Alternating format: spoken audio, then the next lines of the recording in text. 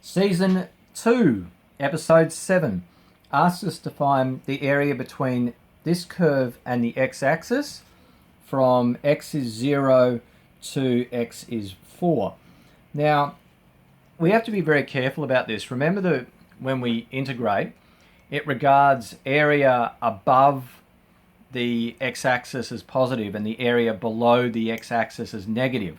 So if there's area both above and below, you end up getting the area above subtract the area below. We need to be careful. So firstly, we are going to check if the function crosses the x-axis in the range. If we don't, we can get a very misleading answer. So we do that by setting y is 0, because at the x-axis, y is 0. So 0 equals x squared takes 6x plus 8. It's our friend the quadratic again. You can deal with that any way you like. I always do this particular table. Here I can see, look, it's going to be negative 4 and negative 2, because it has to then add to give negative 6. So 0 is x take 4, x take 2. Therefore, either x take away 4 has to be 0. Remember, if you've got two things multiplied to be 0, either that has to equal 0 or that has to equal 0. So either x take 4 is 0 or x take 2 equals 0, giving x equals 4 or x equals 2. Now that is an issue. It's crossing the x-axis.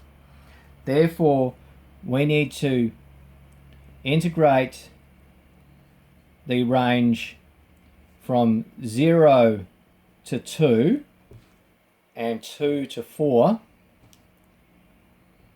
separately, or we are going to get misleading results, because the function crosses the axis at that point. So the total area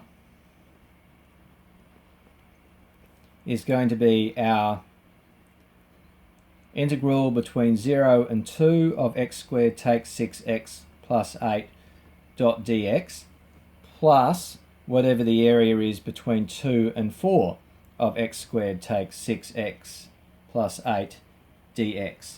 Now I'm going to add a little quirk in here called absolute value signs. All that does is forces something to be negative.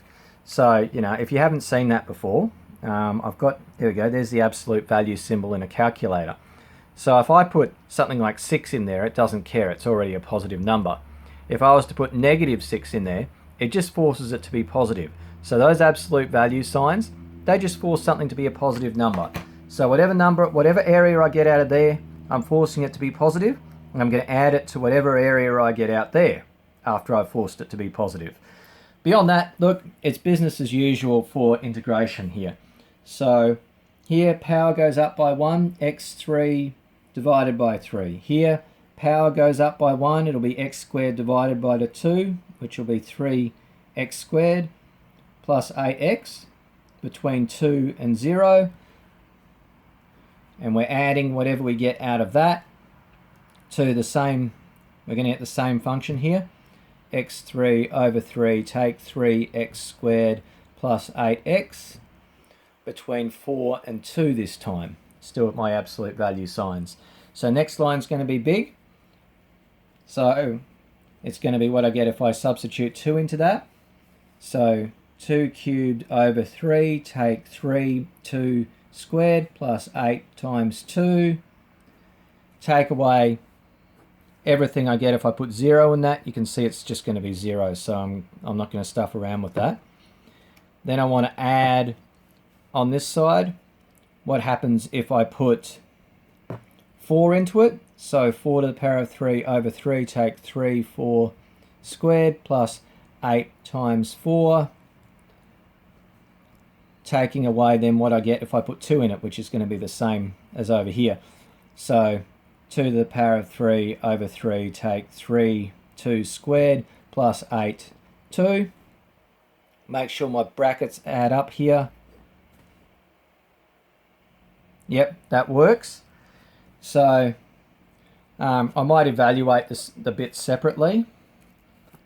So here I've got 8 over 3, take away 3 times 4 plus, well, that's going to be 16.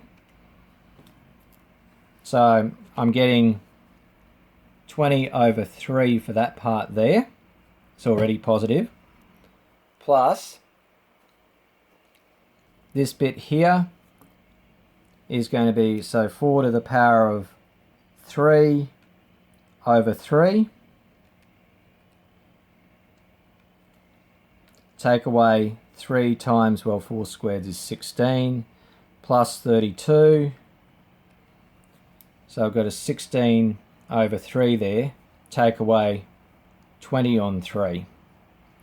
I already know that's 20 on 3 from over here.